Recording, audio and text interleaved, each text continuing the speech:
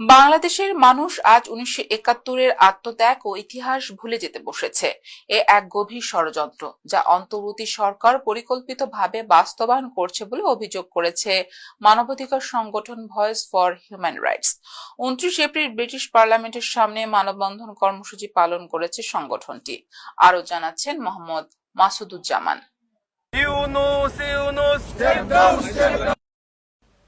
বাংলাদেশে চলমান মানবাধিকার লঙ্ঘন, গণহত্যা ও বিচার বহির্ভূত গ্রেফতারের বিরুদ্ধে 29 এপ্রিল মঙ্গলবার ব্রিটিশ পার্লামেন্টের সামনে মানববন্ধন কর্মসূচি পালন করেছে আন্তর্জাতিক মানবাধিকার সংগঠন voice for human rights VHR। সংগঠনের সভাপতি আবু জেহাদের সভাপতিত্বে এবং সাধারণ সম্পাদক সাদমান শরীফের পরিচালনায় এতে অংশ নেয় প্রবাসী বাংলাদেশি মানবাধিকার কর্মী, সাংবাদিক ও রাজনৈতিক ব্যক্তিবর্গ। সভাপতি আবু জেহাদ তার বক্তব্যে বলেন, ডক্টর মোহাম্মদ ইউনূস জাতির একজন ব্যর্থ সংস্কারক। তার ব্যর্থ নেতৃত্ব দেশকে অন্ধকারে ঠেলে দিচ্ছে। আমরা সংস্কারের পক্ষে, তবে সংস্কারটা করতে হবে জনগণের নির্বাচিত সরকার। আপনি যদি এখন এখানে যে এই কার ড্রাইভারগুলো আছে, ওনারা ভালো ড্রাইভিং করতেছে, ওনাদেরকে যদি আপনি বিমানের পাইলট বানিয়ে দেন তাহলে তো সেই বিমানটা দুর্ঘটনা করবে। সুতরাং বাংলাদেশে যে সরকার প্রধান উপদেষ্টা আছে, উনি হচ্ছে একজন এনজিওর প্রতিনিধি। উনি এটার উপর উনি নোবেল পেতে পারে, কিন্তু দেশ চালানোর জন্য উনি যথেষ্ট না, রাজনীতিবিদ না। ওনার জনগণের সাথে কোনো কানেক্টিভিটি নাই। আমরা চাচ্ছি জনগণের নির্বাচিত সরকার যাতে বাংলাদেশে ক্ষমতায় আসে এবং ওনারা সংস্কার করবে, আমরা সেটার পক্ষে। সংবিধান অনুযায়ী 90 দিনের ভিতরে ওনার ইলেকশনটা করা উচিত ছিল, কিন্তু আমরা এই মুহূর্তে 1 সেকেন্ড ওনাকে সময় দিতে চাই না। আরো বক্তব্য রাখেন সংগঠনের প্রধান উপদেষ্টা ফজলে রাব্বি শরণ, সিনিয়র সহ-সভাপতি শাকিল আহমেদ সোহাগ, সহ-সভাপতি বাবুল তালুকদার, তোফায়েল আহমেদ, নজরুল ইসলাম, যুগ্ম সাধারণ সম্পাদক মামদুদুল করিম চৌধুরী, মহিনুদ্দিন আহমেদ সৌরভ, সহ সাধারণ সম্পাদক মোহাম্মদ মিনহাজুল কবির, সাংগঠনিক সম্পাদক সৌরভ চৌধুরী, দপ্তর সম্পাদক লোকমান হেকিম, প্রচার সম্পাদক শাহান মিয়া, মহিলা বিষয়ক সম্পাদক মরিয়ম বেগম এবং মিডিয়া বিষয়ক সম্পাদিকা সামিয়া আক্তার সুরভি প্রমুখ।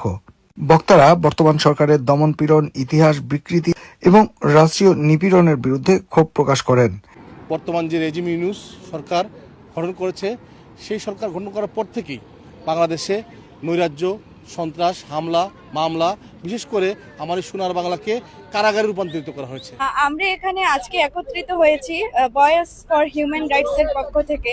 বাংলাদেশে যে অবৈধ গ্রেফতার, গণহত্যা এবং মানবাধিকার লঙ্ঘন হচ্ছে, আমরা সেসবের প্রতিবাদ জানাতে এসেছি। কোন কারণে হচ্ছে যে আমার বাংলাদেশের যে স্বাধীনতা রয়েছে, মানবাধিকার রয়েছে, তা ফিরে আনানোর জন্য আমাদের চিন্ময় দাস প্রভু তানে আজকে বিগত কয়েকদিন ধরে আমরা ট্রাই করতেছি ওনাকে জামিন করানোর জন্য, কিন্তু বাংলাদেশের সরকার, অভ্যন্তরীণ সরকারের মাধ্যমে কোনোভাবে এটা করা যাচ্ছে না। সো আমরা এটার গুরুত্ব প্রতিবাদ করতেছি। আমি একজন সাংবাদিক, আমার নাম নুরুল হক শিপু। আমি দীর্ঘ 18 বছর বাংলাদেশের সিলেটে সাংবাদিক হিসেবে কাজ করেছি। আমি যে জিনিসটি বুঝি, একজন সংবাদকর্মী হিসেবে আমরা নিরপেক্ষ, যার যে দোষ ত্রুটি তাকে আমরা গণমাধ্যমে তা তুলে ধরি, কিন্তু আজকে সেই সাংবাদিকরাই বাংলাদেশে সবচেয়ে বেশি নির্যাতিত, নিপীড়িত। আজকে বাংলাদেশে আমরা দেখতে পাচ্ছি কোথাও হচ্ছে ফেয়ার কোনো কিছু নেই। যেখানে মানুষ সুস্থতার কথাবার্তা বলতেছে, বা যারা গভর্নমেন্ট, যারা অবৈধভাবে দখল করে বসে আছে রাষ্ট্রের মঞ্চে এবং যারা রাষ্ট্রের নেতৃত্ব দিতে চাচ্ছেন, তাদের কেউ ভুল ধরতে চাইলে অথবা তার নিজস্ব মতামত ব্যক্ত করতে গেলে তাকে পিটিয়ে মারা হচ্ছে। যে বাংলাদেশের মধ্যে আপনার রাখাইনের মানবিক করিডোর নামে একটি ঝুঁকিপূর্ণ এবং সার্বভৌমত্বের ক্ষতিকর একটি করিডোর সৃষ্টি করা হচ্ছে, যেটার মাধ্যমে রাখাইন আর্মি খুব সহজে বাংলাদেশের পার্বত্য চট্টগ্রামে এন্ট্রি করতে পারবে। সংখ্যালঘুদের উপর নির্যাতন চলতেছে, তার বিরুদ্ধে প্রতিবাদ স্বরূপ আমরা এখানে অবস্থান করছি।